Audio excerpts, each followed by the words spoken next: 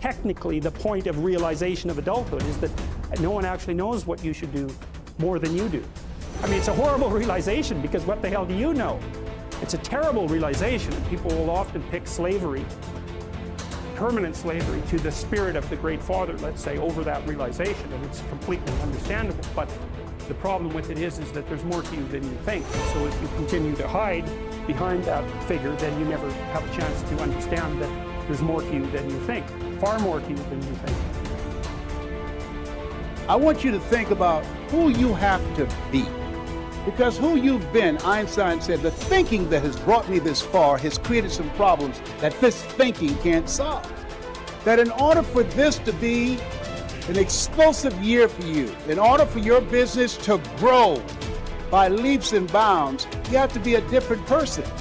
You have to die to who you are now to give birth to who you must become. So I want you to think about that. What radical change will take place? What will be different about you? You can do anything you want without limitation. Whatever it is that you decide you want to make come true in your life, you can do that. It is going to take an inhuman amount of work. You're going to have to be prepared to break yourself in half. You're going to have to learn more than anyone has ever learned. You're going to have to push yourself harder than anyone has ever asked you to push yourself before. You're going to go way beyond your breaking point. You're going to run until you vomit. You're going to study until you fall asleep. You're going to push and push and push, and then you're going to push some fucking more. And when you hit the limit, you're going to push again beyond that. You're going to force yourself into an adaptation response.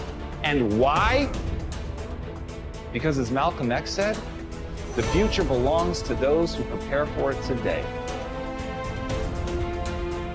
We do have a purpose. We may not be perfect people. We may not have perfect situations, but we are still significant nonetheless.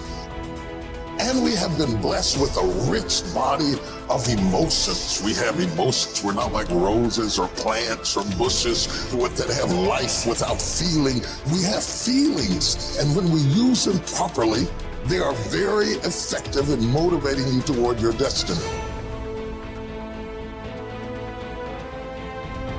Too many religious people are taught to believe that they don't deserve anything. And some religious people even pray that prayer, "Oh Lord, I know I'm not worthy." If you want to experience the very best of life, you must believe that you deserve the best. Why is it that most people don't pursue their dreams or don't do better than what they're doing if they're capable of doing it? I think that many of us don't go the next step because we don't know what to do yet.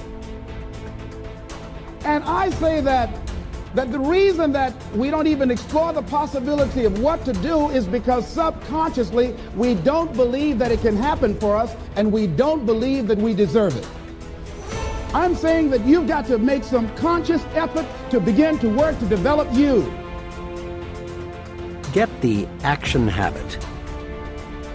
Here's something leaders in every field agree on. There is a shortage of top-flight, expertly qualified persons to fill key positions. There really is, as the saying goes, plenty of room at the top. As one executive explained, there are many almost qualified people, but there is one success ingredient often missing. That is the ability to get things done, to get results.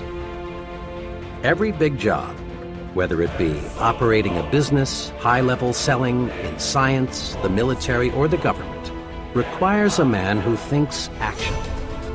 Principal executives looking for a key person demand answers to questions like, will he do the job? Will he follow through? Is he a self-starter? Can he get results, or is he just a talker? All these questions have one aim: to find out if the fellow is a man of action. Excellent ideas are not enough. An only fair idea acted upon and developed is 100% better than a terrific idea that dies because it isn't followed up. The great self-made merchant John Wanamaker often said, "Nothing comes merely by thinking about it." Think of it. Everything we have in this world, from satellites to skyscrapers to baby food, is just an idea acted upon. As you study people, both the successful and the just average, you find they fall into two classes. The successful are active. We'll call them activationists. The just average, the mediocre, the unsuccessful are passive. We'll call them passivationists.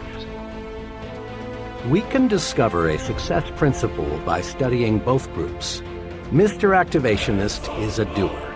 He takes action, gets things done, follows through on ideas and plans.